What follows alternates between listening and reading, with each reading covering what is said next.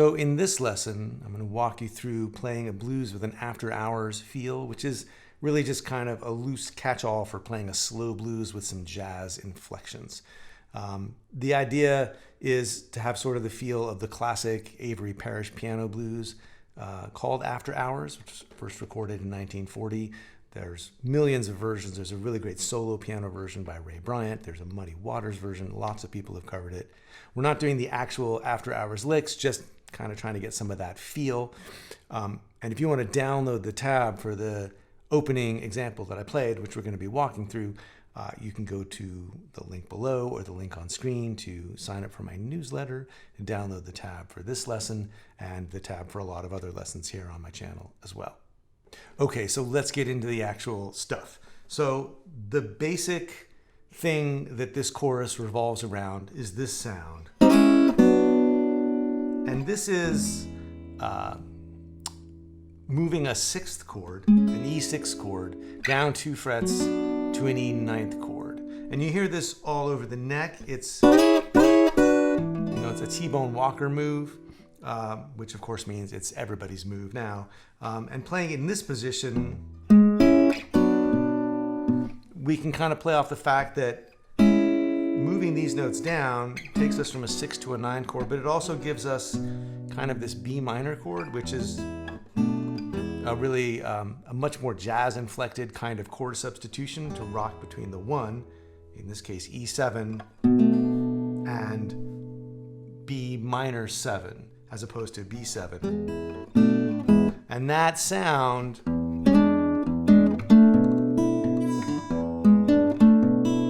is a much more modern, by modern, like, 60s and 70s, kind of jazz substitution than from 1 to the dominant 5 to 1, which is maybe more of like an early jazz, 20s and 30s kind of thing, to my ear anyway. So we've got this move where we're going down from here. This is the 3rd and the 6th and the root of E. And when you slide it down, if you keep the E in the bass anyway, it's the 9 is here, and then here's the 5th, and here's the flat 7. Which is like going like this. But we're going to put this sort of half-time walking bass line underneath it, where we're going from the root for 2 beats to the 5th for 2 beats. So it's like the steady bass, only it's got a little more motion in it. So we have, that's the first measure basically. And we're breaking up the chord a little bit. So downbeat and then index. And then on the second bass note, we're going to pinch, thumb, and then middle and ring. So 1 and 2, and then grab the whole chord on the and of 2, index, middle, and ring. And then the bass comes in twice on the B. So you can kind of think of it as sliding down into a B minor chord. And then the second time, we're going to do this syncopated thing and slide in from a half step below the 6th chord. So from 5th fret, 5th fret, 4th fret, up like that. And it's a quick slide, it's grace notes. It's not, it's, so you just want the sound, like the coloration of sliding in. So on the first pinch of the second measure, we've got a pinch, thumb, index, middle, and ring, sort of crushing up into that note, that chord. And then on the second beat, the same thing, except on the and, we're going to come down again in time for the 1 bass note on beat 3.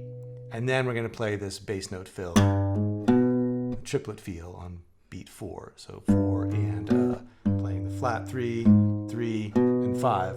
That takes us back into the 1. It's a blues lick in the bass register that's going to bring us around to bar 3. So we've got this.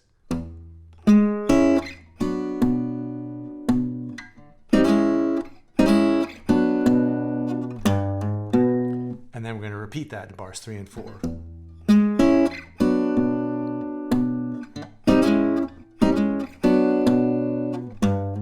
And this same bass lick is going to take us up to bar 5, where we're going to do the same moves, just transposed up to the A chord.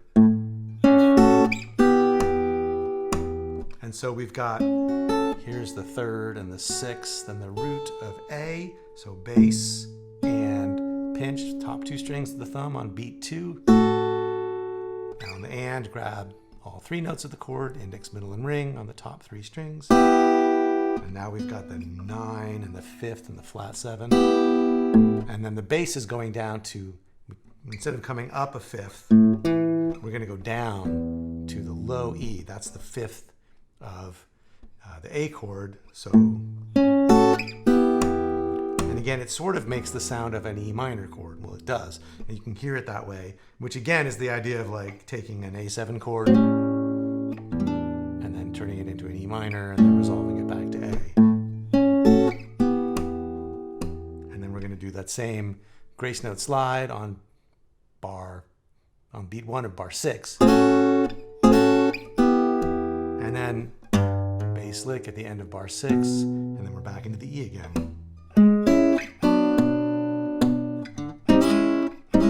For bar 7, 8.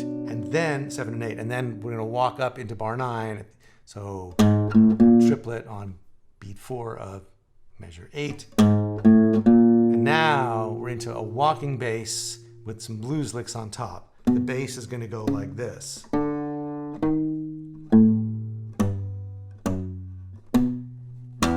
So that's bars 9 and 10.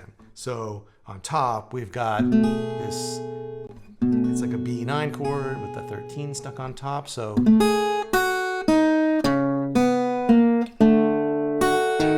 we got the bass, just make sure you got that in place. And then the lick on top, the double stop between the 3rd string and the high string. It's not that complicated on top. And it's a really cool way to spell out the B chord, because we're going from the 13 to the 5th to the 3rd. And then the root chromatically down to the flat 7 and back up to the 5. So you can see the chord shape. It's just making stuff out of those B7 chords. So putting that together with the thumb, just sort of go step by step, beat by beat, and synchronize where you're pinching and where you're playing in between. So there's a pinch, thumb, index, and ring. And you could pull off with the pinky. Now just the bass, the open 2nd string, go to that chromatic half step, and now pinch the 4th string and the 3rd string, grab the high string in between, and come in for the bass on beat 4. So all together in slow motion.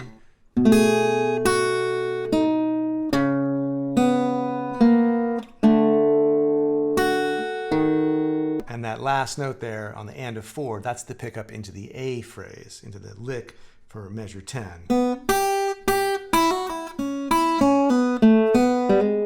And that lick, you can break it down into, it's every beat has something a little bit different. So we've got 2 8th notes, and then 4 16th notes, and then triplets, and more triplets.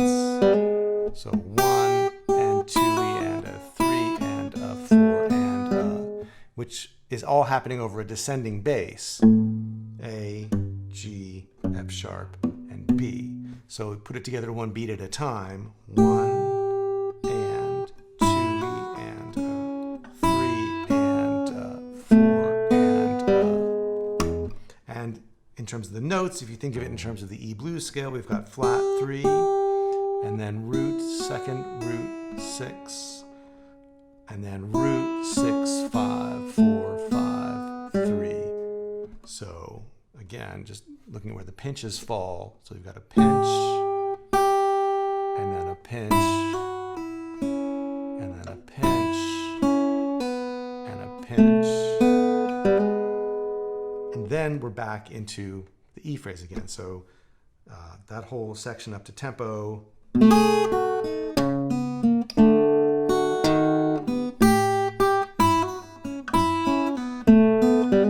And slowed down.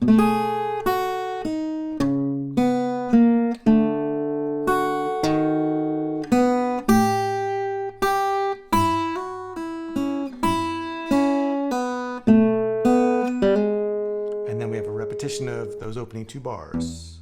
And